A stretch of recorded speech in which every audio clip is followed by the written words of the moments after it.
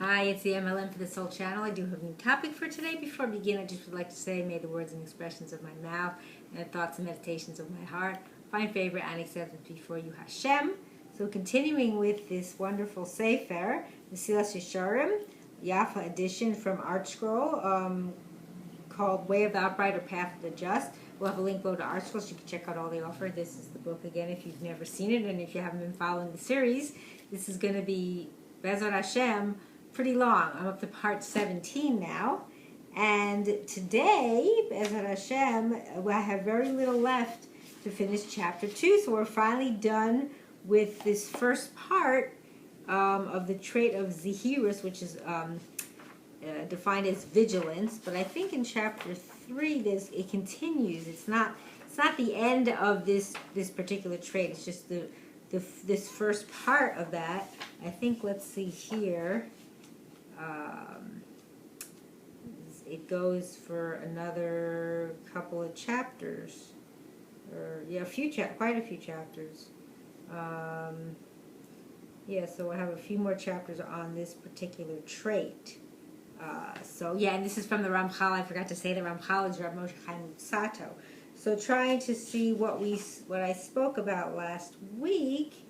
We're talking about how the Yesharim makes you kind of tricks you into kind of finding, not having time to do things, and you find time to do other things that aren't the important things to do, the more gashmius type things, the physical instead of the spiritual. So he kind of gets you out of your place and says, oh, you have to do this, you have to do that. And the Ramchal says that if you do introspection, which is important, to look into and spend fixed time with it, that'll help you to get where you want to go. So continuing on here to finish up, and then he'll do a summary, which I'll read, which is short. So the Ramchal cites some scriptural verses and a Talmudic teaching that serve as a basis for the principle he had established in this chapter, which I just kind of mentioned a little bit about it.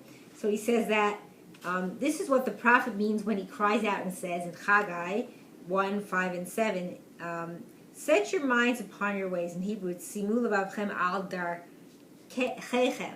So commentary says Haggai states this verse twice in close succession, both verses 5 and 7, the repetition indicating a heartfelt cry of its critical message.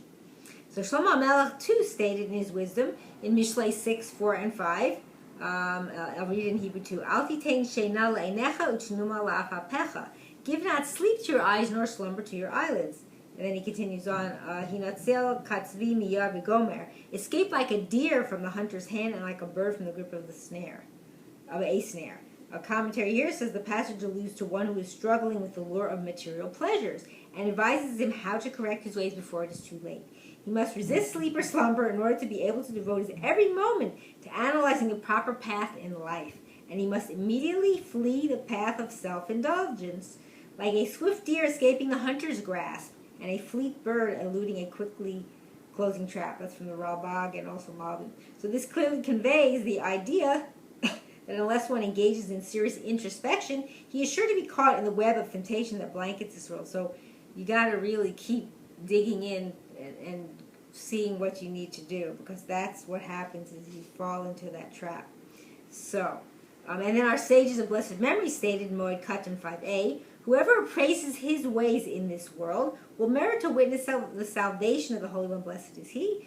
Commentary says here about appraising one's ways, it refers to consistently weighing any loss that he might incur by performing a mitzvah, whether with monetary expense or expenditure of time and effort, against the eternal reward that the mitzvah will bring. This is also, I'm just saying this myself, but this is also in Pirkei Avos. I don't remember which Mishnah it is, which chapter, but I remember studying that as well. So, so against the eternal reward, and the temporary gain or pleasure that he may realize from a sin, against the far greater loss that it will ultimately result. And that's Rashi and Rivta to Moed Katan, and the Ramchal will also discuss this further in chapter 3. So the sages here explain that the guarantee that Ramchal expressed above, which we mentioned last time, anyone who reviews his path in life regularly will merit divine assistance. That means the salvation of the Holy One, blessed is he, in his effort to overcome his Yetzirah, and thus will surely succeed. And then he also says, Simar Shah to Moed Katan. So meaning, when he says here about weighing the initial loss of performing a mitzvah, whether it's with money or your time or everything, compared to the eternal reward that you get for it. Meaning it seems costly now, but the eternal reward is endless.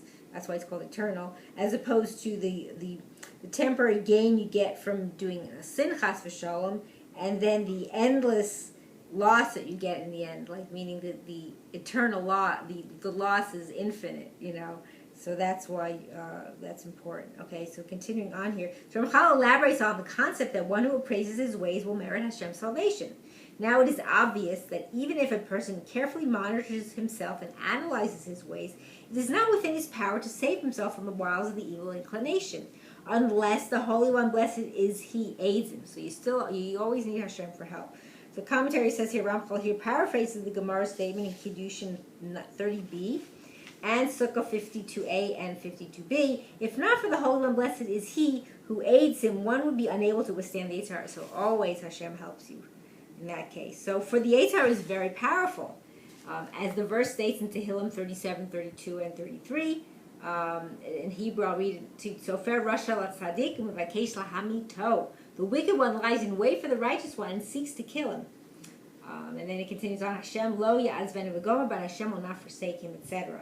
Commentary here says the verse implies the wicked one, meaning the Yetzer Hara, would be successful in his designs against the righteous one if Hashem did not intervene to save him. This shows that even a righteous person cannot escape the Yetzer Hara without divine assistance. So we're all, I shouldn't say chas v'shalom, doomed, but unless we have Hashem's assistance.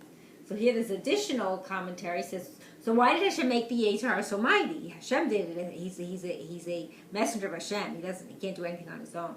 Because if the evil inclination were any less powerful, man would never be tempted to exchange eternal bliss for the fleeting pleasure of sin. And free will would not exist. So meaning you'd always do the right thing and you wouldn't have any free will because you wouldn't choose. There's nothing to choose, so that wouldn't work either. So to create an arena wherein man can be drawn toward evil, Hashem granted the Yetzer Hara the ability to overpower man every day. It says Kiddushin 30b, if not for divine assistance. This is why the Midrash states in Avos 4:2. Oh, that's where it is. That's where I was mentioning about the sin and the mitzvah. So that one must run after mitzvah and flee from sin. The way of the world is such that opportunities for sin abound. And if one remains static, sin will overtake him. It is only by actively fleeing from sin that one can avoid. I mean, there's so much, unfortunately, sin out there that you have to run away from it. So had Hashem not given the Yetzer Hara this power to constantly entice people with sin, that is, had He arranged matters in such a way that man would have to pursue sin, as he must in fact pursue mitzvah, man would never be tempted by it. Meaning, if you have to run after it, not it just comes to you, you would never do it. So only because mitzvahs must be pursued, while sins must be avoided, is there a balance between the good and evil inclination. That's beautiful. That's from Rav Chaim of Volozhin in Ruach Chaim Avos 4:2 and Rav Moshe Feinstein and Darash Moshe Darush 4. So meaning, mitzvahs you have to pursue, and the sins you have to avoid. So that's a good way. I like how that's phrased. Okay, so continuing on, almost finished here. Let's see where I left off. So, then, however, this does not absolve us from the obligation of self-analysis. Commentary here says, although Hashem's assistance is critical to success in overcoming the Yetzer Hara, a person cannot simply rely upon Hashem to fight the battle on his behalf. And then see the next note, which we'll get to. So meaning that even though Hashem's there, He's going to assist you, you still have to, you can't just rely on Him that He's going to just fight the battle. You have to do something. So if a person monitors himself so that he not fall into sin, then the Holy One, blessed is He, aids him, and he is saved from the Yetzer Hara. But if one does not monitor himself, the Holy One, blessed is He, will certainly not monitor him so that he will not fall into sin, meaning you have to do your introspection, like it said before. So commentary here says, Hashem will aid one who makes the effort to improve his ways, enabling him to accomplish that which he could not have done on his own. But He will not perform the entire task of fighting the Yetzer Hara for a person. So you have to put in the effort. You can't just say, oh, Hashem just, take care of everything. So that would defeat the purpose for which man was created, as the Ramchal explained in chapter 1. Moreover, one who does not make any effort in this battle is undeserving of Hashem's help in waging it, as Ramchal proceeds to explain. Meaning, you don't make the effort, Hashem's not going to, the effort is what really matters the most. So, for if he does not care about himself, meaning the person, who should care about him? This is in line with what our sages of blessed memory have stated in Brachos 33a. I'll read it in Hebrew too. Kol mi she'ein bo dea, anyone who does not possess discernment, asur l'rachem alav, it is forbidden to have mercy on him. The commentary here says this refers to one who makes no effort to acquire the power of discernment. And that's from Be'er Sheva to Sanhedrin 92a. The term dea, discernment, in this context refers to distinguishing between good and evil and using the awareness to guide one's actions. In other words, it refers to the contemplation and monitoring that the Ramchal has described throughout this chapter. And then it's also Das Chachma Mussar, Introduction to Volume 1, page 9, and Ari Cheskel, Volume 4, page 61. So meaning you have to keep introspection, contemplation, and look at things, discern between things. So that's the important thing. So then, and finally he says, and this is also the meaning of what the sages have said in Avos 1:14. Im eina nili mili. If I am not for myself, who is for me? Meaning if you don't put in the effort, who's going to do it, right? No one can do it for you. A commentary here says that is, if a person does not care to improve himself, no one will do it for him, not even the merciful one himself. On the other hand, if one does make, sorry if you hear that noise in the background, I'm not sure if it's coming through or not. If one does make a sincere effort to attain zihirus, and again that's vigilance, he earns divine assistance and will surely succeed in his endeavor. That's matnas chelko. So meaning if you put in the effort and you care about improving yourself, then Hashem will also help you.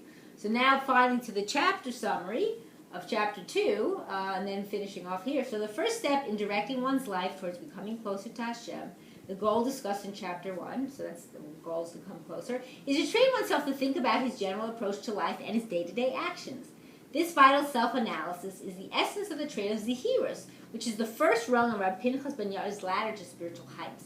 The primary obstacle in this endeavor is the Yetzer Hara's attempt to submerge everyone in relentless daily routine, which robs a person of the opportunity for introspection, meaning he gets you involved in other kind of nonsensical, menial, or I don't know if we want to call menial, but like just, day-to-day stuff, that maybe isn't so important, and, you just do it because, he gets in the way. So if one has the wisdom and foresight to break routine and engage in this simple exercise, he merits divine assistance in his goal of overcoming Yetzer Hara, meaning you do the introspection. That's what's here, In subsequent chapters, Ramchal will provide some tools to aid in acquiring this all-important trait. So he's not going to just leave you hanging. He's going to tell you things you could do to get this trait. So that ends chapter 2. BeEzrat Hashem, the following week, I will start chapter 3, which continues on in this same trait in more detail.